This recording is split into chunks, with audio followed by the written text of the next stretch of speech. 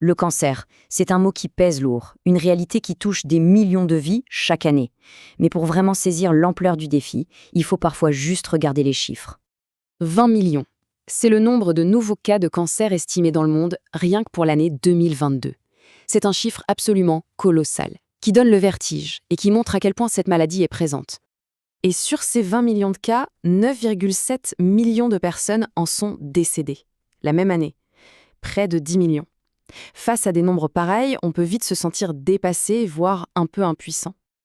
Alors, la question qui vient tout de suite à l'esprit, c'est est-ce que c'est une fatalité? Sommes-nous complètement démunis? Le cancer, est-ce juste une question de malchance, une sorte de mauvaise loterie génétique? Eh bien, la réponse, et c'est là que ça devient une véritable source d'espoir, c'est non. Les recherches sont formelles. Près de 40% de tous ces cancers sont en fait liés à des causes qu'on peut éviter. 40%. Ce n'est pas un détail, c'est une part immense sur laquelle il est possible d'agir. Alors, de quoi on parle concrètement? Les scientifiques appellent ça des facteurs de risque modifiables. C'est un terme un peu technique, mais l'idée est simple. Ça concerne tout ce qui est lié à nos modes de vie et à notre environnement. Bref, des choses qu'on peut changer, contrairement à notre ADN. La Dre Isabelle Soyorjomataram du Centre international de recherche sur le cancer le résume parfaitement. Savoir qu'on peut agir sur 40% des cancers, c'est une excellente nouvelle. Ce chiffre nous redonne un pouvoir d'action. Alors justement, allons voir de plus près quels sont ces fameux facteurs. Ok, il est temps de mettre des noms sur les principaux responsables. Quels sont les éléments qui pèsent vraiment le plus lourd dans la balance? Bon, sans grande surprise, il y a un trio de tête qui se détache très nettement. Le tabac, d'abord.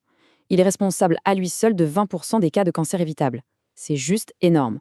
Il est suivi de près par l'alcool, avec 8%, et puis le surpoids et l'obésité. À eux trois, ils forment le cœur du problème.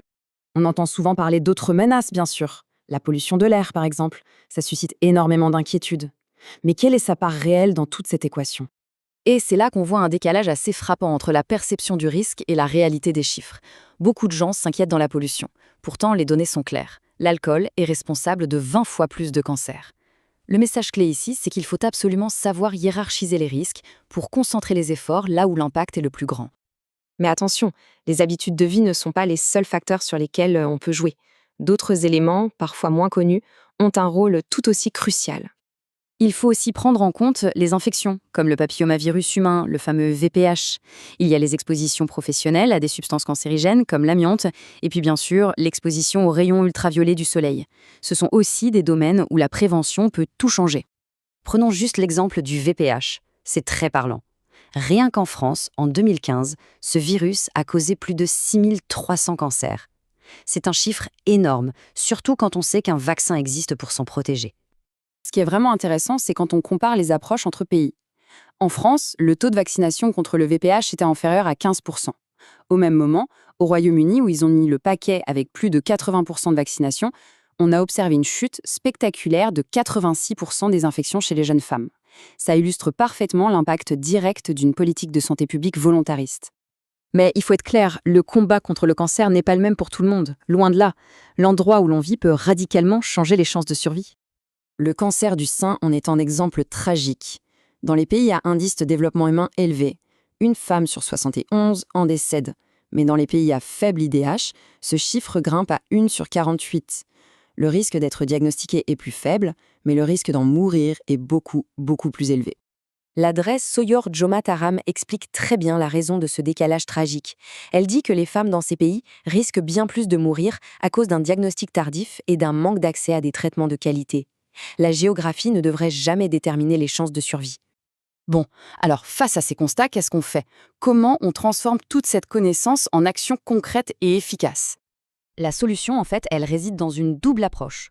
D'une part, il y a les efforts individuels pour changer les comportements à risque, et d'autre part, il y a les initiatives de santé publique plus larges, des réglementations, des campagnes de vaccination, ou même l'aménagement de pistes cyclables pour encourager l'activité physique. L'un ne va pas sans l'autre. Et c'est peut-être ça le point le plus important, comme le souligne le docteur Arif Kamal. Face au cancer, on se sent souvent impuissant. Les gens ont besoin de sentir qu'ils ont un certain contrôle, qu'ils peuvent agir. Redonner ce sentiment de contrôle, c'est le vrai moteur du changement. Finalement, ce chiffre de 40% n'est pas qu'une simple statistique. Il représente un espace d'action, une opportunité. Il nous invite à nous poser la question, Est-ce qu'on va le subir comme une fatalité ou est-ce qu'on va le saisir comme un choix collectif pour un avenir en meilleure santé?